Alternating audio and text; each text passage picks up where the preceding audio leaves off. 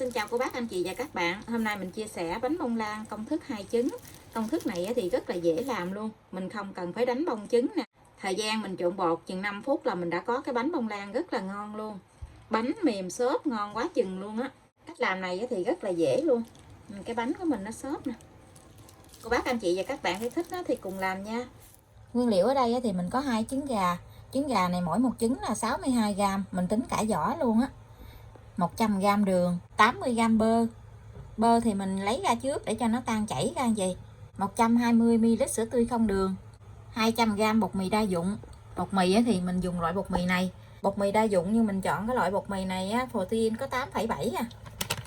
Protein của cái bột này nó cũng thấp. 8g bột baking powder. Bột baking powder thì mình dùng loại này. Một chút xíu tinh chất vani để cho cái bánh của mình nó được thơm. Thành phần nguyên liệu thì mình sẽ để bên dưới video trong phần mô tả để cho cô bác anh chị dễ chuẩn bị nha. Bánh này thì mình làm rất là nhanh luôn, nguyên liệu thì cũng dễ tìm nữa. Giờ mình sẽ cho 2 cái trứng vô tô. Trứng này là mỗi một trứng là 62g, mình tính cả vỏ luôn á.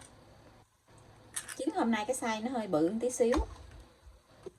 Mình đánh tan cái trứng này ra. 100g đường. Cho 100g đường vô luôn. Cô bác đừng có sợ ngọt, tại vì cái bánh này mình dùng tới 200g bột lận. Mình khuấy cho nó tan cái đường này ra trong cái trứng nè. Mình đánh cho nó tan thôi chứ không có đánh cho nó bong đâu.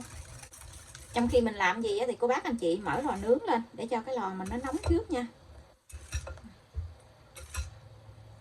Mình đánh ra cho nó tan gì. Tiếp theo thì mình sẽ cho 120ml sữa tươi không đường vô.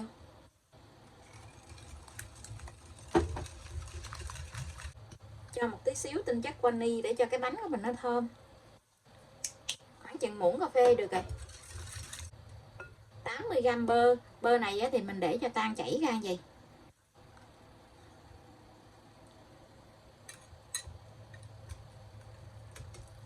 Mình trộn lại cho nó tan đều hết. Mình khuấy cho nó tan bơ với trứng ra hết rồi. Bây giờ thì mình sẽ gây bột vô. Ở đây là mình dùng là 200g bột mì đa dụng, 8g bột baking powder. Mình trộn hai cái này lại. Mình gây cái bột này ra. Mình chia ra làm 2 lần để mình trộn nha.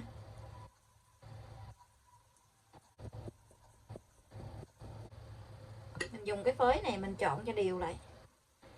Trộn cho hết cái bột khô là được.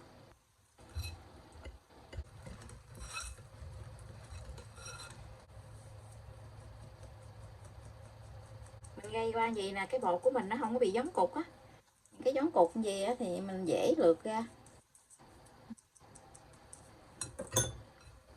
Rồi mình trộn hết tất cả cái bột này lại.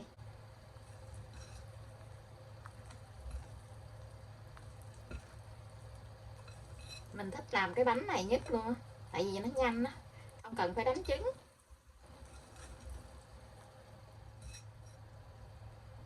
Mình dùng cái muỗng dẹp này nè, mình vét hết cái phần bột ở trên cái miệng tô vậy nè, cho nó gọn lại. Cái bột của mình nó vậy. Bây giờ thì mình sẽ cho vào trong khuôn để nướng luôn nha. Hôm nay thì mình sẽ nướng bằng cái khuôn tròn 20. Khuôn này là khuôn đáy gời. Mình lót miếng giấy nến ở bên dưới như vậy. Còn ở bên hông thì mình sẽ thoa một ít dầu ăn. Thoa dầu ăn ở bên xung quanh vậy nè.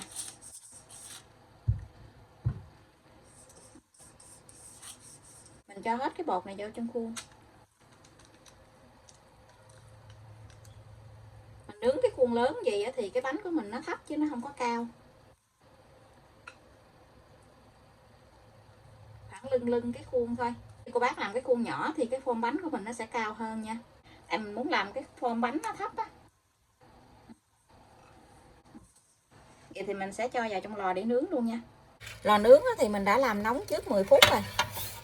Lò nhà mình có 3 ngăn. Mình nướng ở ngăn thứ 3, tức là ngăn dưới của lò luôn. Mình nướng ở nhiệt độ là 155 độ C, mở 2 lửa, thời gian nướng là 50 phút, không cần mở quạt. Cô bác canh nhiệt độ nóng của lò nhà mình nha. Và bánh mình đã nướng xong, cô bác anh chị mình hé cửa lò ra, mình để cái bánh ở trong lò 3 phút nữa thì mình hãy lấy ra nha. Để cho cái nhiệt độ trong lò nó giảm bớt một chút xíu á. Bánh này thì mình lấy ra liền nó cũng không có bị xẹp xuống đâu. Thường khi cái bánh mà mình có để bột baking powder thì nó không có xẹp, nó khó xẹp lắm. Thơm quá chừng luôn. Mình lấy bánh ra. Trời ơi, cái bánh nó vàng ươm luôn rồi nè, nứt mặt luôn, rất là thơm luôn á. Bây giờ thì mình sẽ lật cái bánh ngược lại nha. Mình lật ngược cái bánh này. Khuôn này khuôn đá gời cũng dễ lấy ra lắm. Mình cứ để gì để cho cái bánh nó nguội nha. Tí xíu nữa thì mình hãy lấy ra. Cái bánh của mình đã nguội rồi. Giờ mình sẽ lấy cái bánh ra.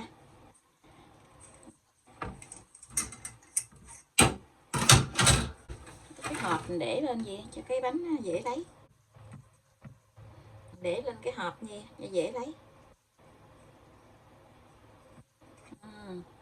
Wow, cái bánh ngon quá. Đây nè, rất là thích luôn ha. Nếu như cô bác anh chị làm cái khuôn nhỏ thì cái bánh mình nó sẽ có cái form cao hơn. Thì mình muốn làm cái khuôn bự như vậy nè, cái form bánh nó thấp á.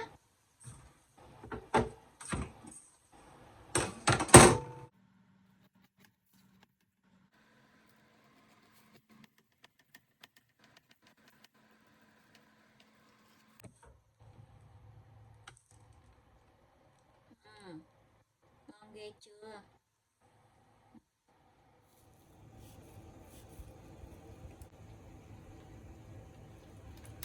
Mình làm bơ cho nên cái bánh của mình nó rất là thơm luôn, mà ăn cảm giác nó tan trong miệng á, nó không có bị khô, nó có cái độ ẩm á. Bình thường á, nếu như cái bánh bông lan nào mà mình không có tách lòng á, cô bác anh chị mình làm á mà không có đúng liều lượng của nó á, mình ăn cái bánh á, cảm giác giống như nó nghẹn á, nó khô á. Còn cái bánh này á, mình ăn nó rất là mềm luôn nè. Nếu như cô bác không có làm bơ á, thì mình làm dầu ăn cũng được. Bánh này á, nếu như cô bác anh chị mình ăn không hết á, thì mình lấy màng bọc thực phẩm mình gói lại, mình cho vào trong ngăn mát tủ lạnh đó, ngày mai mình ăn á, nó ngon lắm. Bánh này á, thì mình cắt ra từng miếng nhỏ nhỏ, mình lấy màng bọc thực phẩm mình gói lại, ngày mai á, mình đem vào trong công ty, mình mời chị em ở trong công ty á. Giờ nghỉ giải lao á, mỗi người miếng gì là ăn uống nước trà. Mình làm bánh bông lan á, mình hay có đem ra trong công ty đó. Bánh này thì ai cũng thích hết trơn. Mình làm thì cái độ ngọt nó không có quá nhiều, nó vừa ăn lắm cho nên mọi người thích.